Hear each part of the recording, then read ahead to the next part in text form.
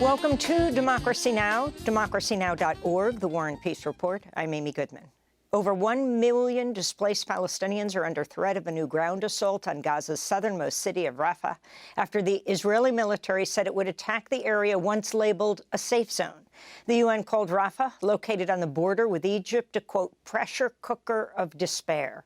The death toll in Gaza continues to rise, with over 27,000 people killed and more than 66,000 wounded in 4 months. Over 11,000 of those killed by Israel have been children. The Palestine Red Crescent Society is calling for the international community to intervene immediately to halt attacks on medical workers and to help find a 6-year-old girl, Hind, and 2 members of their emergency medical team, Yusuf Zaino and Ahmed Amadoun, who've been missing for nearly 4 days. Hind and her 15-year-old relative, Leanne Hamadeh, called the Red Crescent Monday, pleading for help as Israeli tanks approached their family's car in Gaza City. All 6 members of Hind's family were killed by Israeli fire, including Leanne. These were her last words, recorded on the call with a Red Crescent dispatcher. Hello? Hello, dear. They are shooting at us. Hello? They are shooting at us. The tank is next to me. Are you hiding? Yes, in the car. We're next to the tank. Are you inside the car?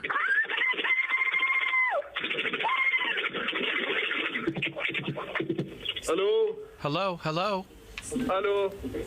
After all her family members were killed, 6-year-old Hind remained trapped in the car as emergency workers tried to reach her. This is Rana Al-Faqih, the emergency dispatcher who spent several hours on the phone with Hind trying to reassure and calm the little girl. It is a painful experience when you hear her voice, which was trembling, sad, and at the same time, she had hope that someone would save her. But we were helpless. We felt that we were paralyzed because we were thinking about the situation she was in. She was trapped inside a car with 6 bodies of martyrs, audio of tanks and aircraft firing. When the tank came close to her, she was screaming and crying. The worst minute was when she said the tank got closer and then the phone cut. At this moment, I thought the tank climbed on the car. At this moment, I started to cry, and I was trying to be strong. President Biden signed an executive order Thursday imposing new sanctions on Israeli settlers involved in violent attacks on Palestinians in the occupied West Bank. At least 8 Palestinians, including 1 child, have been killed and over 100 injured in some 500 settler attacks since October 7th. The executive order for now targets just 4 settlers, but could be used against others in the future, including Israeli politicians. Biden officials reportedly considered adding the ultra-nationalist cabinet ministers Itamar Ben-Gvir and Bezalel Smotrich to the list, but decided against it. The Pentagon's approved a series of strikes against targets inside Iraq and Syria in response to the recent attack on a U.S. military base in northern Jordan that killed 3 U.S. soldiers and other attacks in the region. Defense Secretary Lloyd Austin said the U.S. is working to avoid a wider Middle East conflict and is not seeking war with Iran. Our teammates were killed by radical militias backed by Iran and operating inside Syria and Iraq. In the aftermath of the vile Hamas terrorist assault on Israel on October 7th, terrorist groups backed by Iran and funded by Iran have tried to create even more turmoil, including the Houthis, attacking commercial shipping in the Red Sea. How much Iran knew or didn't know, we don't know, but it really doesn't matter because Iran sponsors these groups, it funds these groups. Secretary Austin also apologized for the secrecy, what he called privacy, surrounding his recent hospitalization and prostate cancer diagnosis. Activists shut down at least half a dozen major roads in Washington, D.C. during Thursday morning rush hour and marched through the streets to demand an end to U.S. military support for Israel. Police arrested roughly 24 protesters. More criminals in the building behind us need to stop funding genocide and funding our communities. We don't have health care. We don't have public education. People are dying on the streets while our government is sending $3.8 billion to genocide and kill doctors and students and teachers and babies in hospitals. There's a genocide going right now.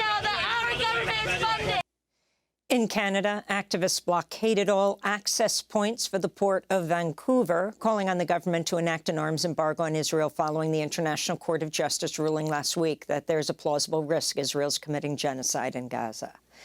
Meanwhile, over 800 officials across the United States, the UK, and European Union released a joint letter of dissent today saying, quote, "Our government's current policies weaken their moral standing and undermine their ability to stand up for freedom, justice, and human rights globally."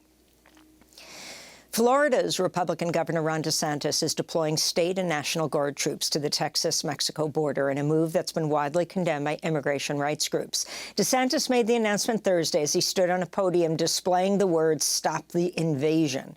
DeSantis, one of many Republican leaders who's pledged support for Texas Republican Governor Greg Abbott's intensifying anti-immigrant hate speech and policies. Meanwhile, Abbott continues to defy a Supreme Court order that allowed the Biden administration to cut down razor wire put up by Texas troopers along its border with Mexico. European Union leaders have approved a new €50 billion funding package to Ukraine, overcoming weeks of resistance from Hungary's Prime Minister Viktor Orban.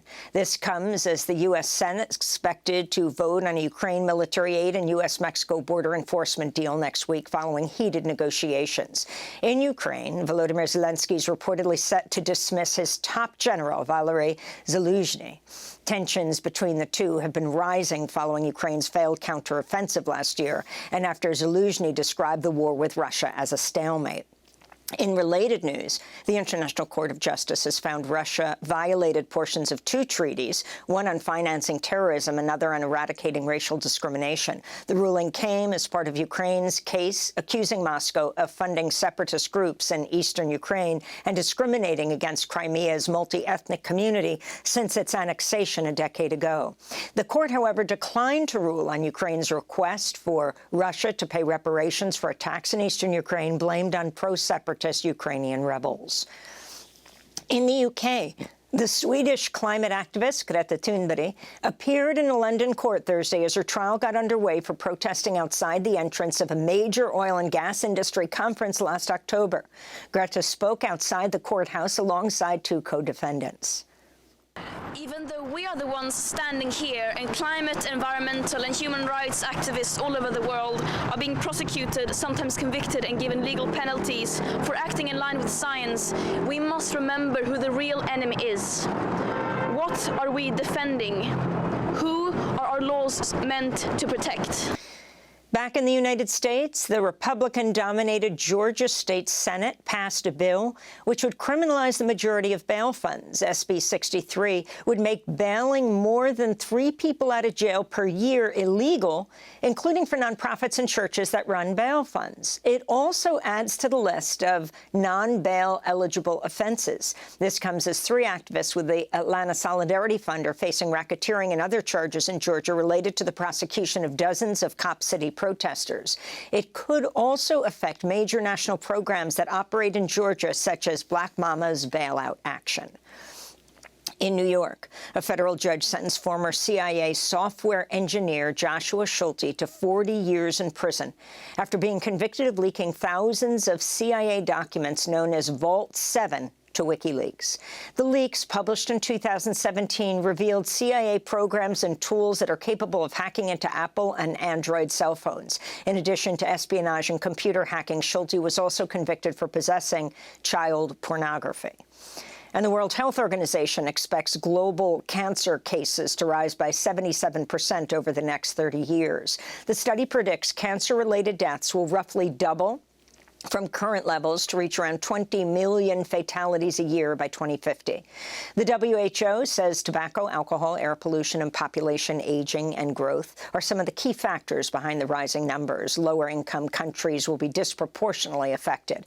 Currently, 1 out of every 12 patients in wealthier countries are diagnosed with breast cancer, and 1 in 71 will die from the disease.